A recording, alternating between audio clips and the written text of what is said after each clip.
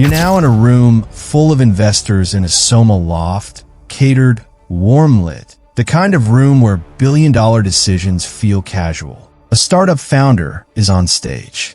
He's about to demo his company's flagship AI product, a system that, according to his pitch deck, could autonomously handle complex legal contracts, flag risk clauses in real time, and save Fortune 500 companies millions a year in legal fees. He types in the first prompt. The screen loads, and then nothing. A spinning cursor, an error message. Then, worse, a paragraph of legal language so confidently wrong that one of the lawyers in the room actually laughed out loud. The founder tried again, rephrased the prompt, added context. The AI doubled down. It cited a case that doesn't exist. It referenced a statute that was repealed in 1987. It was, in the clinical language of AI researchers, hallucinating, making things up with absolute certainty, the way only a machine trained to sound confident can. The company had raised $40 million the previous quarter. Here's what they told you. AI was going to change everything. Not incrementally, not gradually. Everything, all at once, faster than any technology in human history. They told you your doctor would be replaced, your lawyer, your accountant, your therapist, the creative director, the coder, the copywriter, the customer service rep, all gone, all disrupted, all made redundant by a large language model running on a server somewhere in the Nevada desert. And for a while, a dizzying, intoxicating, genuinely insane while everyone believed them. It really started in November 2022. That's when OpenAI released ChatGPT to the public. And within 5 days, it had 1 million users. Within 2 months, 100 million. That's faster growth than TikTok, faster than Instagram, faster than anything ever. And Silicon Valley lost its mind. Not because the technology was necessarily ready, not because there was a clear path to profit, but because of one word that the entire venture capital ecosystem runs on: FOMO, fear of missing out. Think about it from a VC's perspective. You just watched one firm write a $10 million check into a company that has no revenue and a product that occasionally invents legal citations. And that company just got valued at $300 million. If you don't write a check, you're the idiot who missed it. So you write the check. Everyone writes the check. And suddenly, we're off to the races. Between 2022 and 2024, over $330 billion flowed into AI companies worldwide. Not software companies that use AI. Not companies that had AI as a feature. Companies whose entire identity, whose entire pitch was the word AI. There's a pattern that happens in every bubble. In the dot-com era, every company slapped .com onto their name and watched their stock double overnight. In the crypto boom, every company added blockchain to their press release, and suddenly they were a tech innovator. This time, every company became an AI company. A 2023 analysis of S&P 500 earnings calls found that mentions of AI had increased by over 400% compared to the year prior. Not because every company had suddenly deployed transformative AI technology, but because mentioning AI had become table stakes for maintaining investor confidence. You said AI in your earnings call, or you got punished in the market. Simple as that. Domain registrars reported that AI domains, technically issued by the island nation of Anguilla, which earns tens of millions a year purely from this quirk of internet geography, have become the most sought-after extension in the industry. More than .com, more than .io, because the name mattered. The name was the product. The name was the valuation. Here's where it gets uncomfortable, because the technology is genuinely, in the right conditions, remarkable. Ask ChatGPT to explain quantum entanglement to a 12-year-old, and it'll do it beautifully. Ask it to help you draft a breakup text, and it's fine, actually. Ask it to debug your Python script, and most of the time, it works. But most of the time is doing a lot of heavy lifting in that sentence. Because what Silicon Valley sold wasn't a useful writing assistant. What they sold was general intelligence. They sold autonomy. They sold a replacement for human judgment. And the gap between what these models can actually do and what they were pitched to do is, and this is not an exaggeration, the size of the Pacific Ocean. NVIDIA became the most valuable company in the world off the back of this hype. And look, their chips are real. The demand for compute is real. But when you trace the money past NVIDIA, past the infrastructure layer, and into the actual AI applications being built on top, that's where the story starts to crack. That's where the smoke starts to appear. Because behind every sleek demo, behind every breathless press release, behind every "we're disrupting an $8 trillion market" slide deck, there's a question that almost nobody was asking. Does it actually work? The technical lie. What's really behind the curtain? There's a magic trick that every great illusionist relies on. It's not the cape. It's not the smoke. It's not even the trapdoor. The real trick is this. Make the audience look at the wrong thing. While you were watching the demo, the clean interface, the instant response, the perfectly formatted output, you were looking at the cape. You weren't looking at the hands. And the hands? The hands belong to someone in Nairobi, or Caracas, or Manila. Someone earning between $1 and $3 per hour to do what the algorithm was supposed to do for free. In 1770, a Hungarian inventor named Wolfgang von Kempelen unveiled what he claimed was an incredible machine, a chess-playing automaton. It was dressed like an Ottoman wizard. It could beat almost anyone who sat across from it. It traveled across Europe, humiliated Napoleon Bonaparte, and baffled Benjamin Franklin. For 84 years, people believed it was real. It wasn't. Hidden inside the base of the machine, behind gears and levers designed purely to look complicated, was a small, flexible human chess master, crouching in the dark, making every single move. They called it the Mechanical Turk, and Amazon, a couple of centuries later, named their human-powered task marketplace after it. Whether that was a knowing wink or a Freudian slip depends on how charitable you're feeling toward Jeff Bezos. But here's the thing. The Mechanical Turk isn't a historical curiosity. It's a business model. And in the AI boom of the 2020s, it became quietly, systematically, and on a global scale, the dirty secret holding up some of the most celebrated companies in tech.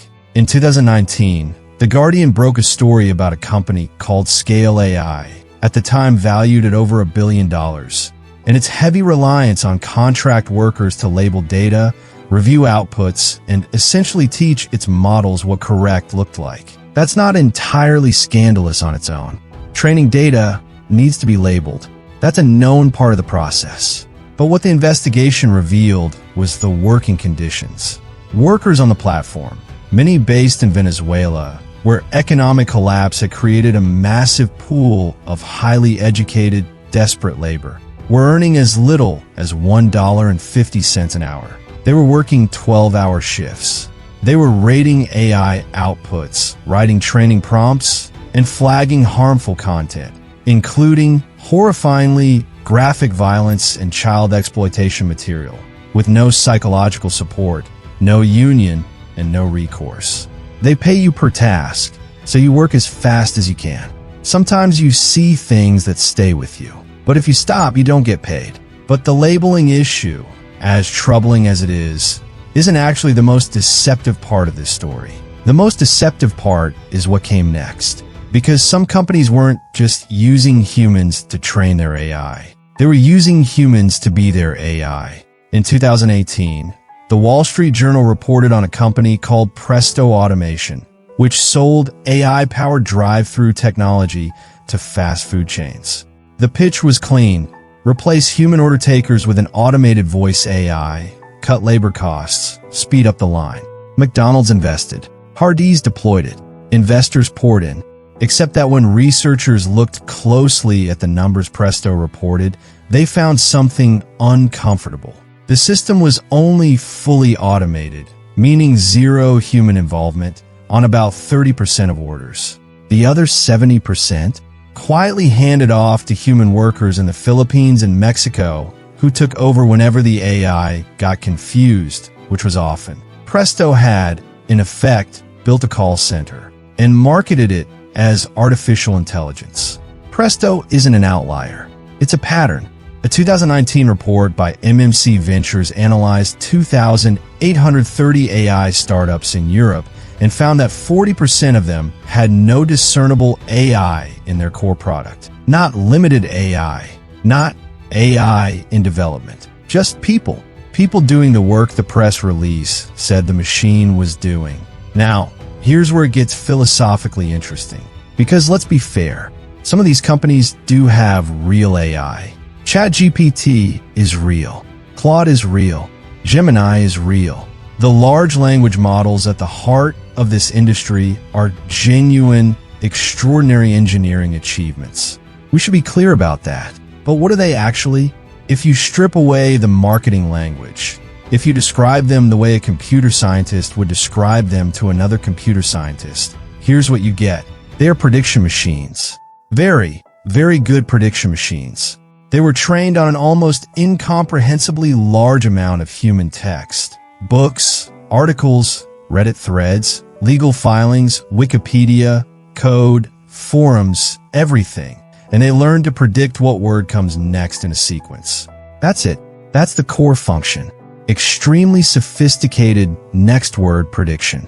This means that when a language model sounds confident, it's not because it knows something. It's because confidence is statistically common in the text it trained on. Experts sound certain. Textbooks state things definitively. So the model learns. When answering a question, use declarative sentences. Sounds sure. It has no idea if what it's saying is true. It has no internal fact checker. It has no alarm that rings when it invents a legal case or misquotes a statistic. It just predicts the next plausible word. And sometimes, often enough to be useful, those predicted words happen to be accurate. This is not intelligence. It is extraordinarily sophisticated pattern matching. And the gap between those two things, between pattern matching and actual reasoning, is exactly where $1 trillion of valuation quietly lives. In May 2023, 2 attorneys filed legal briefs in a New York federal court that cited more than half a dozen case precedents. The judge, as judges do, asked for copies of those cases. The attorneys couldn't provide them because the cases didn't exist. They've been invented completely, confidently, in perfect legal prose by ChatGPT, which the attorneys had used to help research their filing. The attorneys were sanctioned. The story went viral.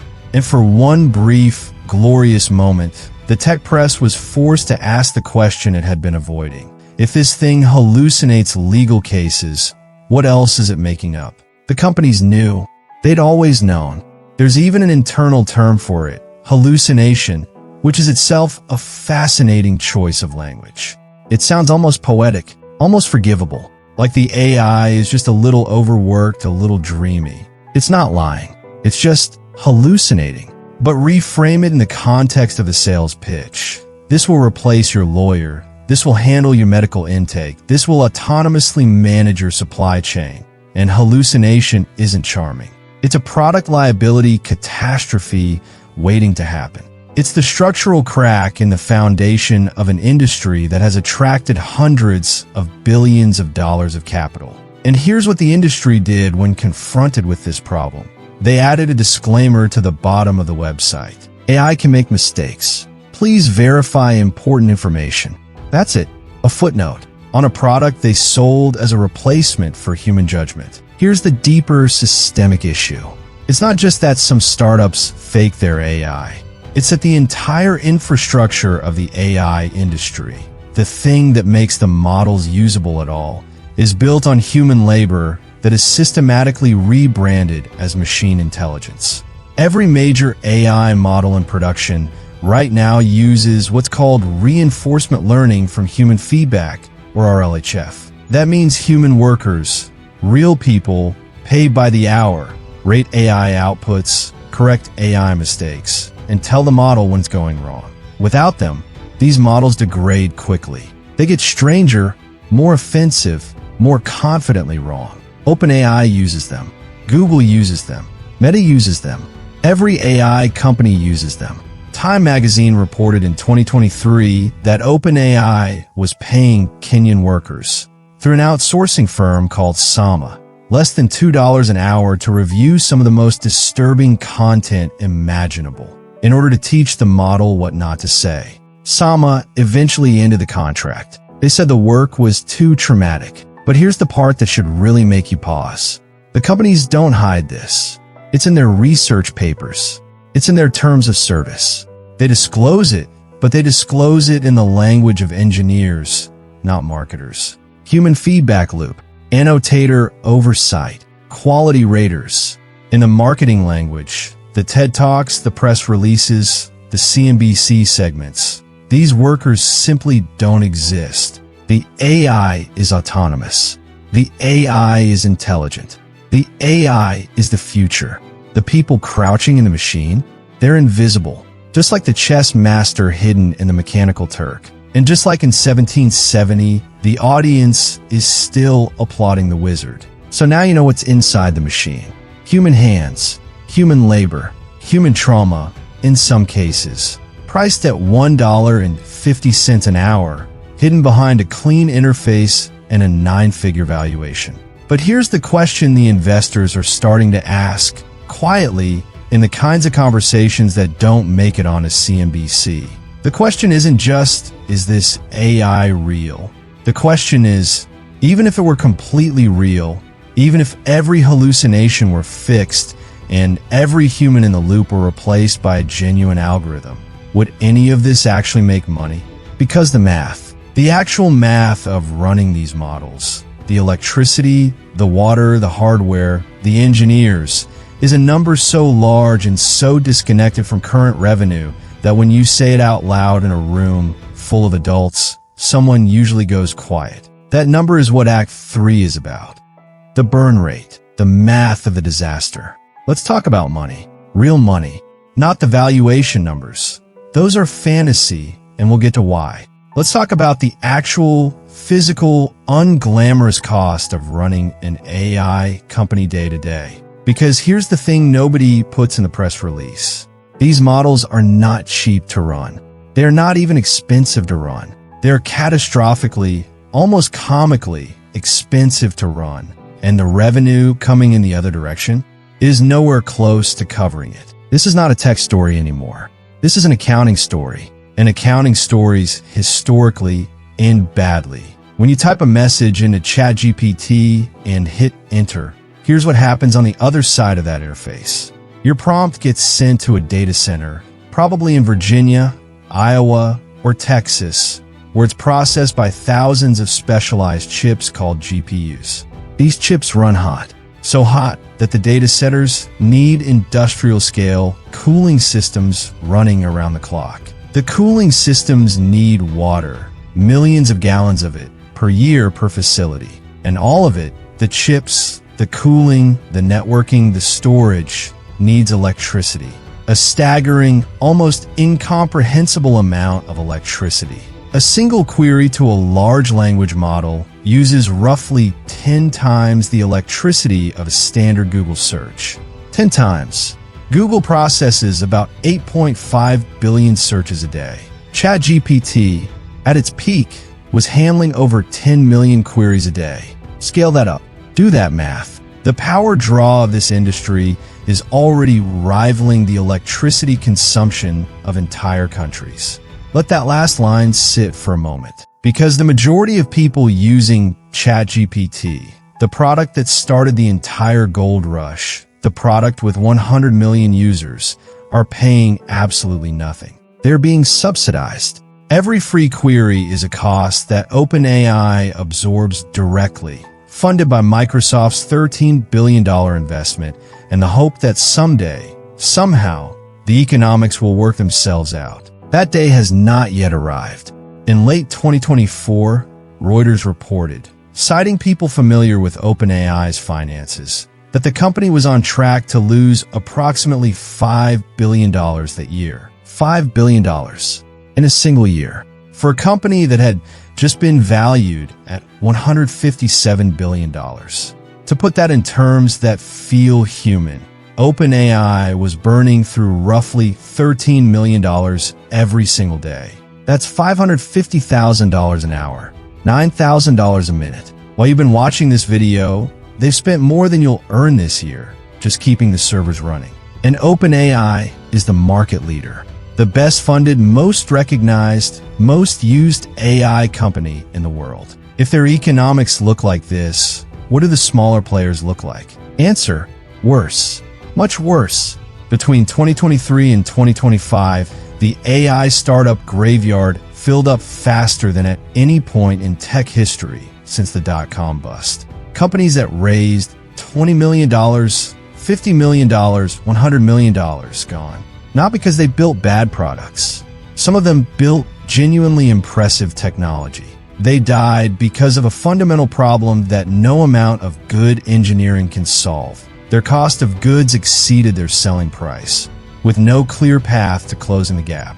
The pattern is identical every time. Raise a large round on the hype. Build on top of OpenAI or another foundation model, which means your core product depends on a supplier who is also your competitor and who can change their pricing or terms at any moment. Burn through the runway trying to acquire customers.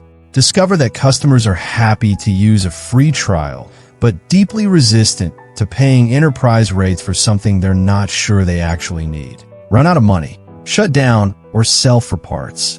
There is one undeniable winner in all of this. One company whose financials are not a matter of faith or projection or path to profitability speculation. One company that has turned the AI boom into real, reported, audited profit, NVIDIA. In fiscal year 2024, NVIDIA reported $60 billion in revenue. Their data center division, which sells the GPUs that every AI company needs to function, grew by over 200% year over year. Their profit margins are above 50%. These are not startup numbers. These are the numbers of a company that has found the one choke point in a gold rush and positioned itself as the only seller of shovels. There's an old saying about gold rushes. The people who get rich aren't the miners. They're the ones selling the picks and shovels. Levi Strauss didn't pan for gold. He sold pants to the people who did. NVIDIA sells the picks, and they're getting extraordinarily rich doing it. But here's the uncomfortable question that the NVIDIA story raises.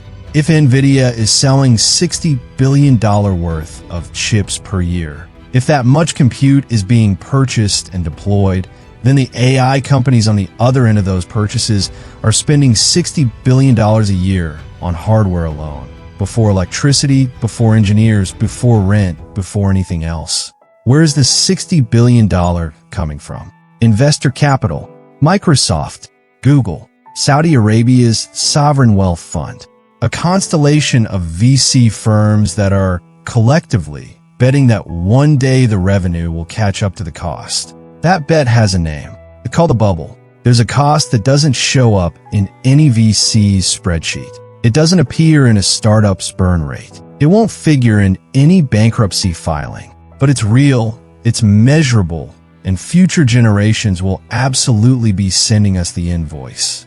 The AI industry's environmental footprint is growing so fast that tech companies, the same companies that spent the last decade branding themselves as climate heroes, are now quietly walking back their sustainability commitments to make room for it. Google's environmental report for 2024 revealed that its greenhouse gas emissions had increased by 48% compared to 2019, directly attributable, the report acknowledged, to data center energy consumption driven by AI workloads.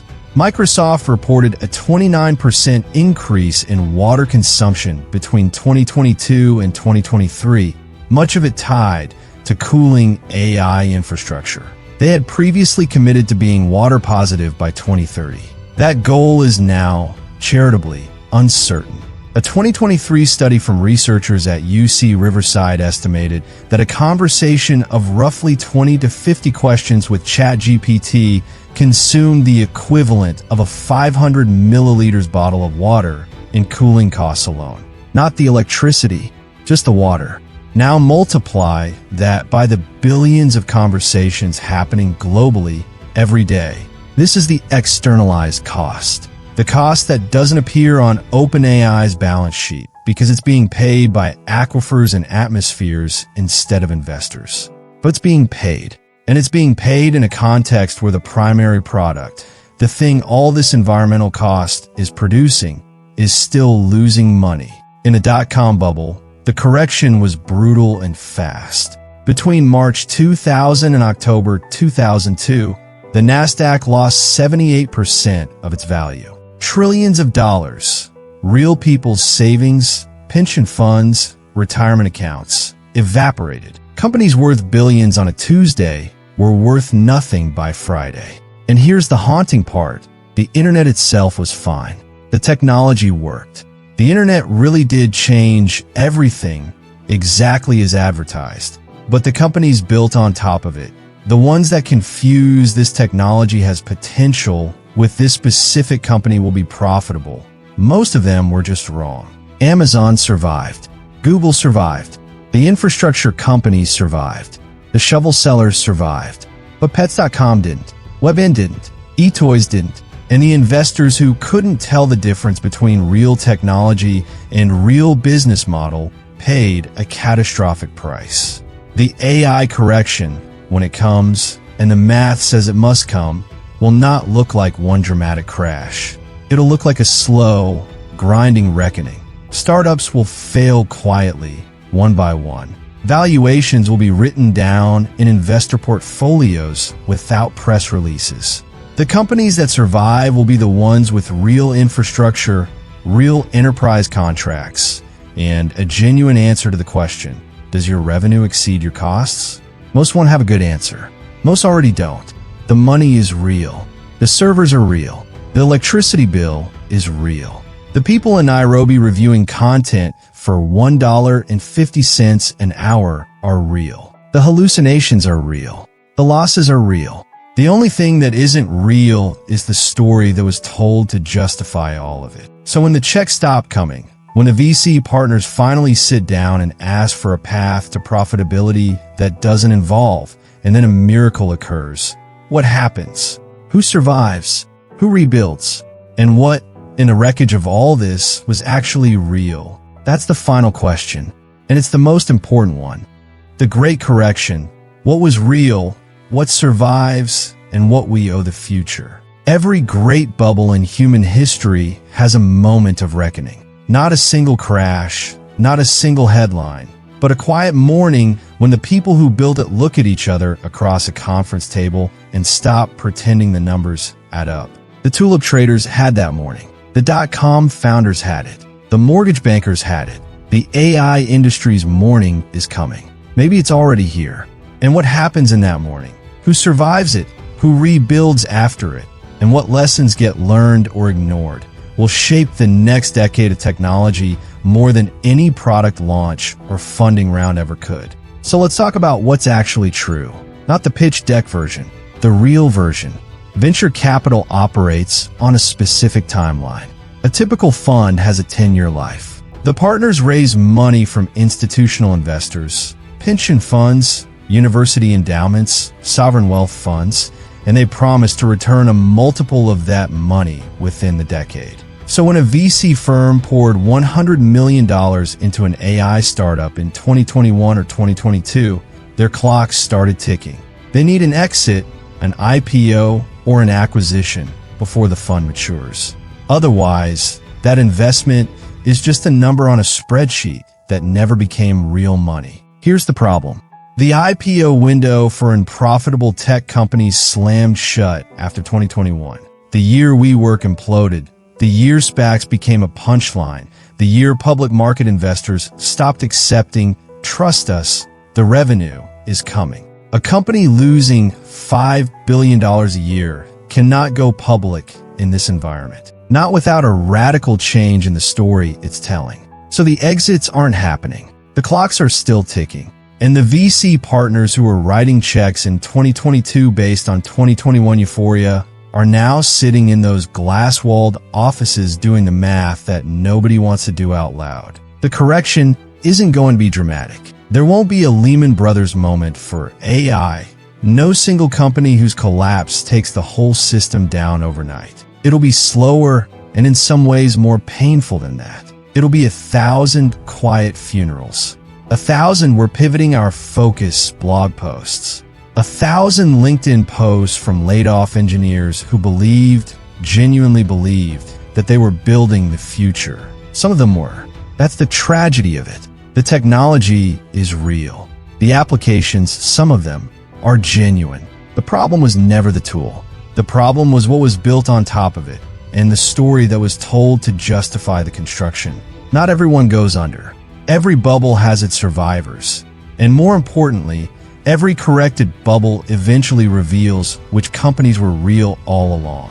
Here's what the survivors of the AI correction will have in common. It's not the best technology.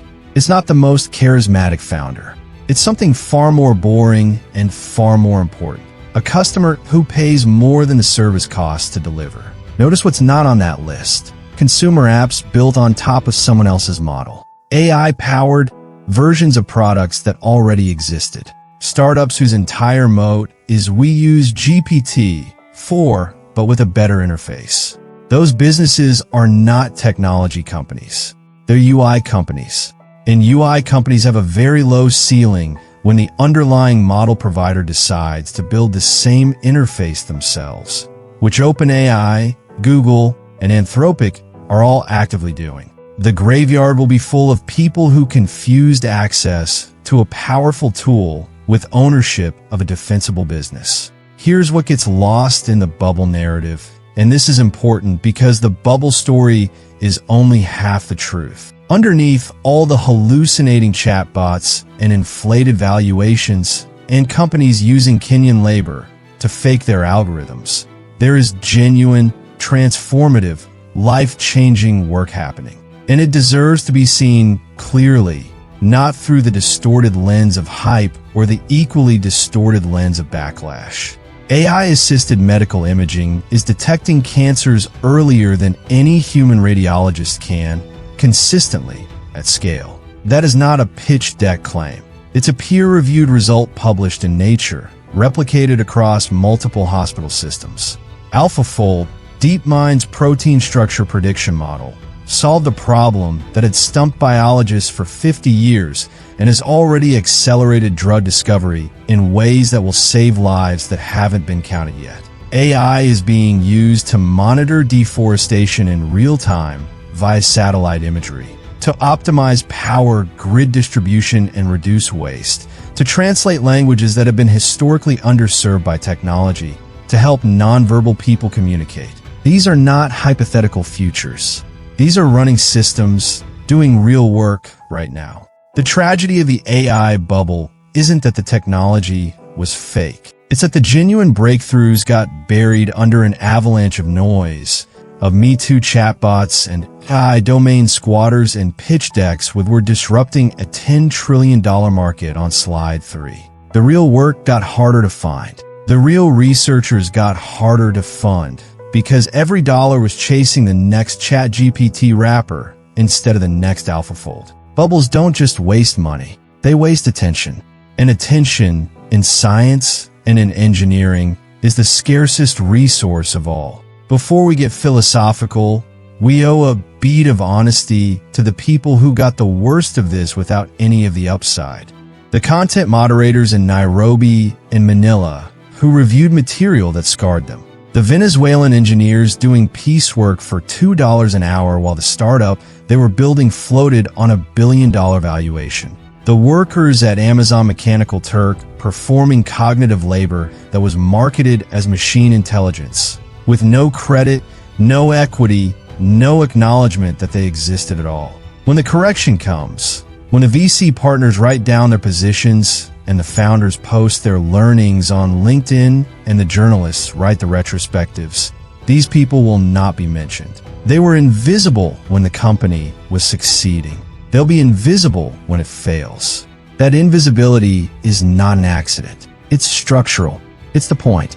Any honest accounting of this industry has to include them, not as a footnote, as a central fact. The AI revolution was, in meaningful part, built on the backs of the most economically vulnerable people on Earth, and it sold itself as the most sophisticated technology ever created. That contradiction should make us angry.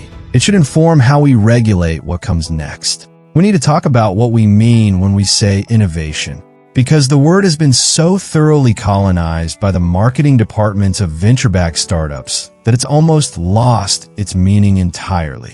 Real innovation is not a valuation. It's not a funding round. It's not a TED Talk or a product launch or a Forbes 30 Under 30 profile. Real innovation is when a problem that existed yesterday doesn't exist tomorrow, and the solution is durable, scalable, and honest about what it costs and what it can't do. The printing press was innovation. It put scribes out of work and the Catholic Church in a crisis, and it was worth every bit of the disruption it caused because it made knowledge accessible to people who had never had access to it before. The internet was innovation, chaotic and bubble-prone and weaponized in ways its creators never intended, but real and permanent and world-altering in ways that cannot be undone. AI, the actual technology, has that same potential. The pattern-matching capability of large language models, applied carefully and honestly to the right problems, is a genuine addition to the human toolkit. It will save lives in medicine. It will accelerate science. It will make certain kinds of creative and analytical work faster and more accessible. That is true. That will remain true after the bubble corrects. But what Silicon Valley did with that potential, the gold rush, the .ai rebrand, the mechanical turd dressed up in a neural network's clothing, the $5 billion annual losses presented as a feature rather than a bug, that was not innovation. That was market manipulation wearing innovation's clothes. We need to be able to hold both ideas at once. The technology is real and the bubble is real. The breakthroughs are real and the fraud is real. The potential is real and the current reality, the losses, the hallucinations, the invisible labor force, the environmental cost is also real. Choosing to see only one of those things is how we got into this mess. Choosing to see both of them clearly is the only way out. Here's the question I want you to sit with. Not, is AI going to take your job? That's the question they want you to ask. It keeps you scared and distracted and clicking on headlines. The real question is this. Every time you use an AI tool in the last 2 years, every summary it wrote, every image it generated, every answer it gave you with that unearned confidence, did you know what you were actually paying for? Did you know about the person in Nairobi who trained it? The aquifer that cooled it? The investor who is funding your free tier at a loss because they need your engagement metrics to justify a valuation that has no other foundation? You didn't. You weren't supposed to. That's the oldest trick in Silicon Valley. Build the interface beautiful enough that nobody asks what's underneath it. The AI revolution is real. The AI bubble is real. And the distance between those two things, between what this technology genuinely is and what it was sold as, is where the next decade of your life will be shaped, whether you're paying attention or not. Now that you know what's inside the machine, what are you going to do differently?